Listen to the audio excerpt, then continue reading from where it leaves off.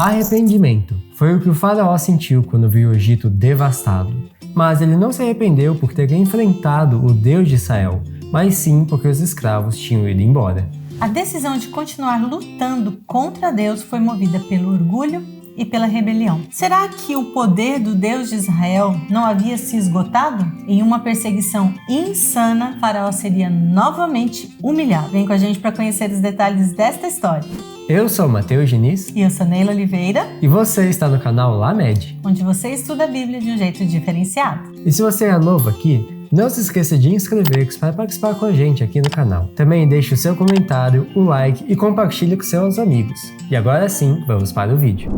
O capítulo 25 do livro Os Escolhidos nos coloca a par do que aconteceu com o povo de Israel assim que eles saíram do Egito. E a primeira informação é que eles saíram ao amanhecer. Agora imagine como foi organizada a saída dessa multidão. A Bíblia nos diz que havia cerca de 600 mil homens, sem contar as mulheres e as crianças. E esse número também não conta os estrangeiros que também foram com eles, seja por uma nova fé no Deus dos israelitas ou porque eles estavam querendo fugir das pragas. Calcula-se que eram mais ou menos 2 milhões de pessoas. E não eram só as pessoas, ainda havia os rebanhos de bois, de cabras e de ovelhas. E os israelitas também não saíram com uma mão na frente e outra atrás. Eles receberam muitas riquezas dos egípcios. E preste atenção neste detalhe. O povo de Israel tinha vivido 430 anos no Egito. Na verdade, essa grande multidão do Senhor deixou a terra exatamente no dia em que se completaram os 430 anos. Isso nos mostra que Deus continuava cumprindo a promessa que ele fez a Abraão de que a sua descendência habitaria na terra prometida. Quando Deus fez aliança com Abraão, ele revelou o futuro ao seu servo. Você pode ler isso lá em Gênesis 15, 13 a 16. Então o Senhor disse a Abraão: esteja certo de que seus descendentes serão forasteiros em terra alheia, onde sofrerão opressão como escravos por 400 anos. Mas eu castigarei a nação que os escravizar, e por fim, eles sairão de lá com grande riqueza. Depois de 4 gerações, seus descendentes voltarão a essa terra. Não importa quanto tempo passe, Deus sempre cumpre suas promessas. Ele é perfeitamente confiável. Deus queria se tornar conhecido para os descendentes de Abraão, assim como ele tinha sido para o seu servo. E mais, seria por meio dos filhos de Israel que Deus se tornaria conhecido para os outros povos. Ao saírem do Egito, os israelitas levaram os ossos de José com eles. Durante todo aquele tempo, eles, os ossos, foram uma lembrança da promessa da libertação. Os ossos deveriam ser enterrados em Canaã, a terra prometida a Abraão.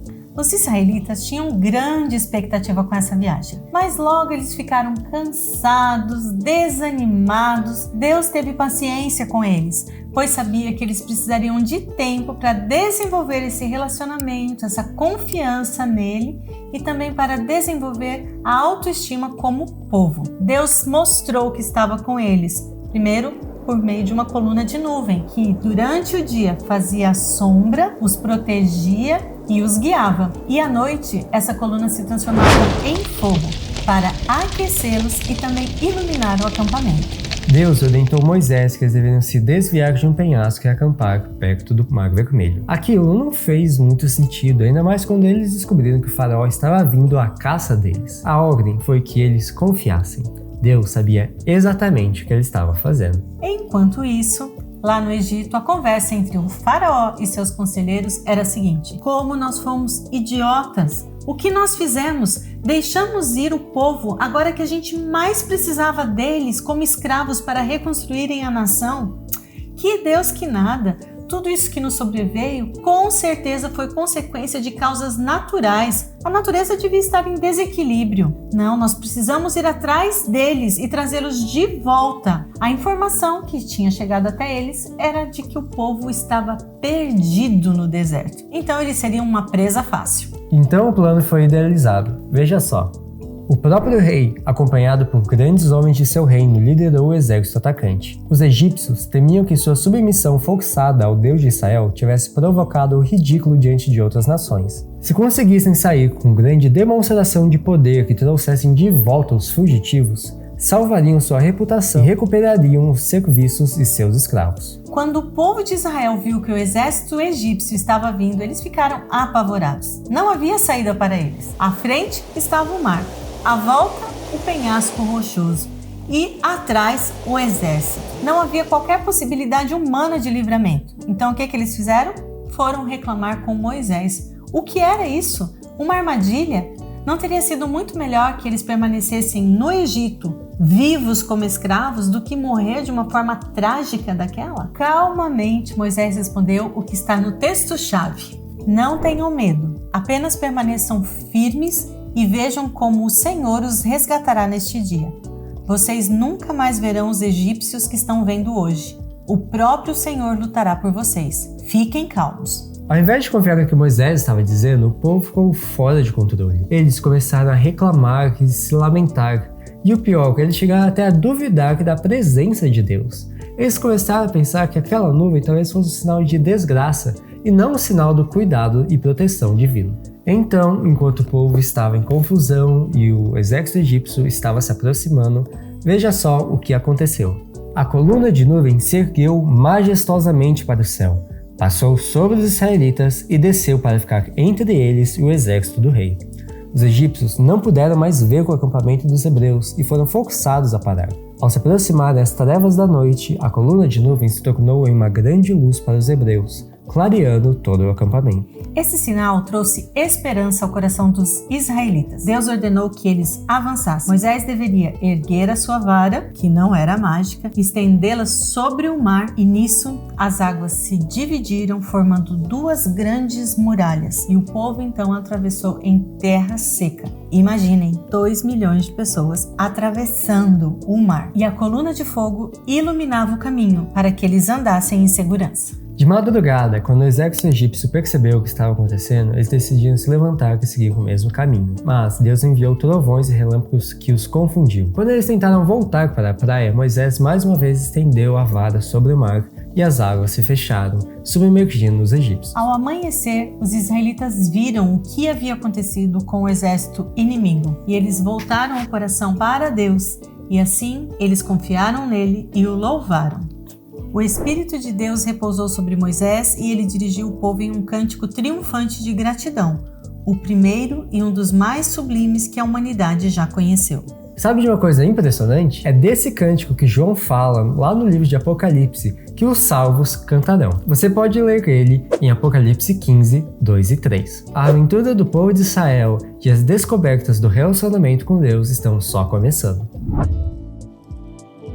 O livramento dos israelitas diante do Mar Vermelho nos ensina uma importante lição. É muito fácil confiarmos em Deus quando as coisas estão indo bem, mas e quando elas não saem exatamente como nós esperávamos? Ou quando somos surpreendidos por algum perigo ou ficamos sem saída para algumas situações? Não há nada que possa surpreender a Deus. E se confiarmos nele, o livramento aparecerá. Veja essa citação. Muitas vezes, a vida fica cercada de perigos e parece difícil cumprir nossos deveres. A imaginação nos leva à beira da ruína. Nessas horas, nós podemos ouvir claramente a voz de Deus nos dizendo: avancem, devemos obedecer à sua ordem, mesmo que nossos olhos não consigam enxergar através da escuridão e que sintamos as ondas geladas batendo em nossos pés. Aqueles que decidem só obedecer quando as sombras de incerteza desaparecem, e não houver mais perigo algum de fracasso ou derrota, nunca, absolutamente, vão obedecer. Mas a fé insiste corajosamente em avançar. O caminho pelo qual Deus nos guia pode se estender através do deserto ou passar pelo meio do mar, mas é um caminho seguro. E agora chegou o momento dos abraços e a gente vai começar com os adolescentes do distrito de Teodoro Sampaio, da cidade de Mirante do Paranapanema, em São Paulo. Para a base iguais, mas diferentes, da cidade de Rio Claro, São Paulo. Base Geração Teen Interligados, da cidade de Ecoporanga, Espírito Santo. Para a base Embaixadores, da cidade de Planaltina, Goiás. Para os adolescentes da igreja de Botujuru, da cidade de Campo Limpo Paulista, São Paulo. Para a base Esquadrão de Cristo, da cidade de Jaú, São Paulo.